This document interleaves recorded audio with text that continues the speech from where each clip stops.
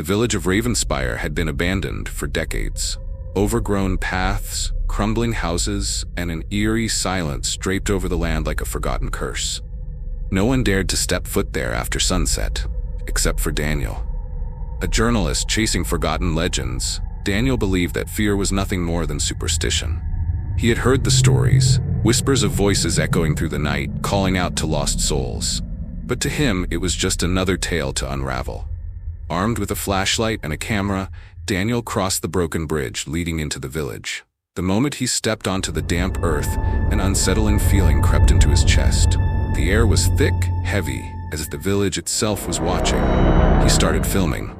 Ravenspire, he spoke into the camera, once home to hundreds, now a ghost town wrapped in mystery.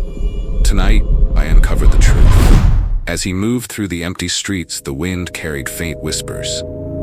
At first, he brushed it off as his imagination. But then, the whispers grew clearer. A woman's voice, soft and pleading. "Help me." Daniel froze. The voice seemed to come from the largest house at the village center, the mayor's old mansion. Heart pounding, he pushed open the rusted door. Dust swirled in the air, and the wood groaned beneath his weight. Inside, portraits hung crooked on the walls, their painted eyes following him. His flashlight flickered. Then he heard it again. "Help me." The voice led him to a grand mirror in the center of the hall. Unlike the decayed surroundings, the glass was pristine. He stepped closer, and his own reflection wavered, changing into that of a woman in a tattered dress, her eyes hollow and desperate. Before he could react, the whispers turned into screams. The walls shook, doors slammed, and shadows slithered toward him. "Leave now, before the night takes you too," the woman in the mirror whispered.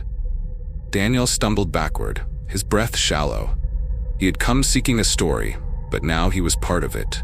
He bolted from the house, his camera forgotten, and never looked back. When he returned home, he tried to find records of the village's past.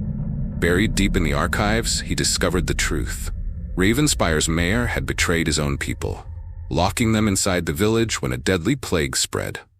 They perished, their cries unheard, their souls trapped in endless torment.